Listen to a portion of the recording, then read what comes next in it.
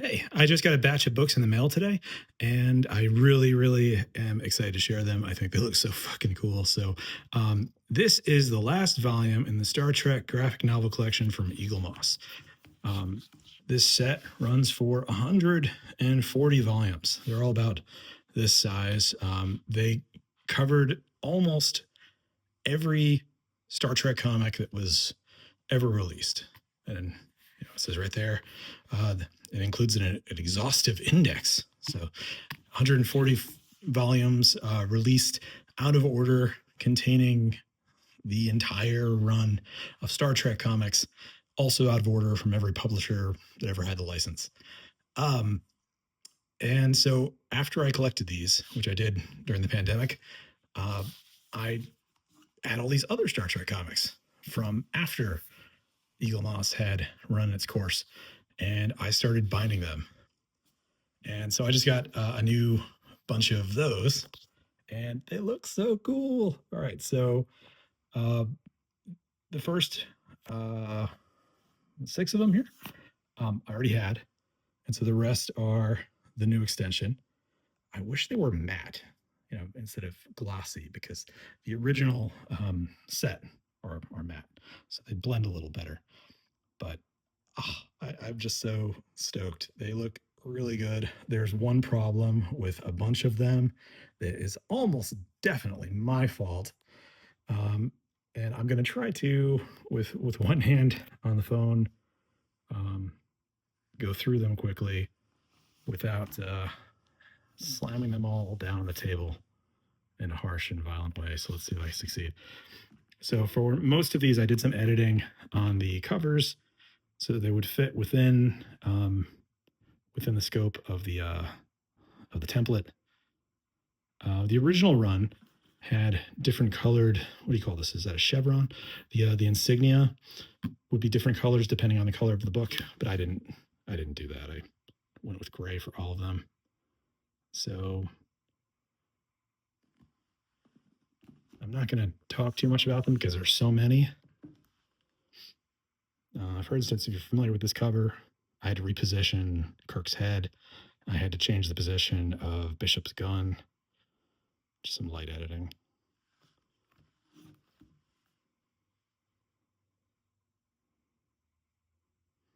So hopefully my hand's not shaking too much, and you can pause on the descriptions of these if you care to do that.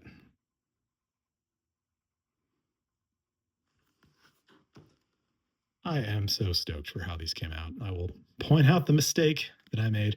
I mean, you could also say that I made a mistake not making sure the text stayed out of this gutter, but it really doesn't bother me. I know that some people, are more careful with that. I had to take out the Discovery title in this one. Whenever I had to make edits, I did my best to make it look like I hadn't made any edits, which, I mean, duh, of course. That's what you attempt to do there. Did I pause long enough on Mirror Broken? All right. So these still are all the books that I already had. So if you've seen me gushing about these online before, well, there's nothing new yet.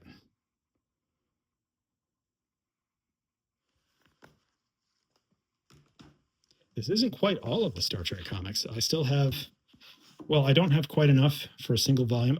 Okay, so we've reached the first book that has the problem. I don't know why that doesn't go to the edge. I mean, I thought I had the dimensions correct, but clearly I didn't. I'm glad they're out of whack there and nowhere else. It's a little bit of a bummer just because I like uniformity, but I'm not going to cry. The front looks good. I was just about to compare with the front of the other, but it does. It looks the same. Everything says Star Trek where it's supposed to. The insignia looks right. Oh, okay, so yeah, the text. Stay close. Okay, so here are the new books.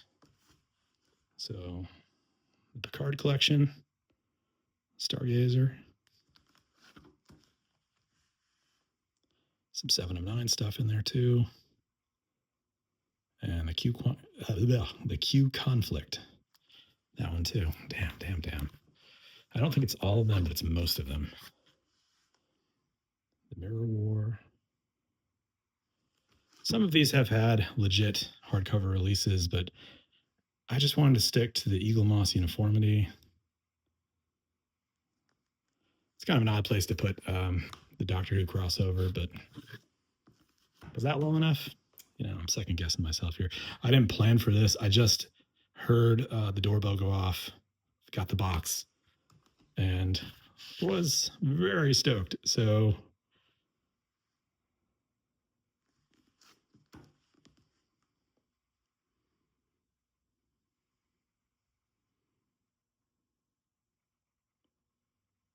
that's a different Weinstein, not Harvey, Howard. This one's very thin. I understand why I made this so thin, but the Dog of War is a legit fun DS9 story. It's very silly, but it feels like DS9. So, oh, hey, there's a. I don't know if you noticed it before I did. There's a bit of schmutz, something stuck on here. But it is, you know what? It is on the cover, so I can take that off. I just need to look at it. I'll do it in a minute. Resurgence, which includes the I don't know if it was Telltale or not, but the video game prequel. Whoa, saw that coming. Okay, and the first Lower Decks comics and the Schemer Barrier, which was a special release just at comic conventions and anyone lucky enough to grab one on eBay, which is why I have it. I figured Lower Decks so they can break the barrier there, right? Oh, hey, look, that one goes to the edge. This one goes to the edge. How irritating. I made them all in the exact same file, so you would think if they're wrong everywhere. But, oh, did you read that low enough? Let's see. Jumping around. So, okay. And the IDW ongoing. These are back-to-back volumes. I tried to mix it up because the original series was mixed up. I tried to stick close to the plans for the extension if they had another extension. That is way off. Damn. But, you know, now that we're reaching the end of the actual comics as they're coming out, it's not really much of a choice here. So this includes Day of Blood. And then this, which I just is the coolest freaking cover. Glass and Bone. All the titles come from the actual comic titles, except for Star Trex, which I'm not sure if that was a legit title or not, but I've seen it used some places and thought it worked pretty well. Okay. All right, that's it. That's the stack. Pretty cool, huh?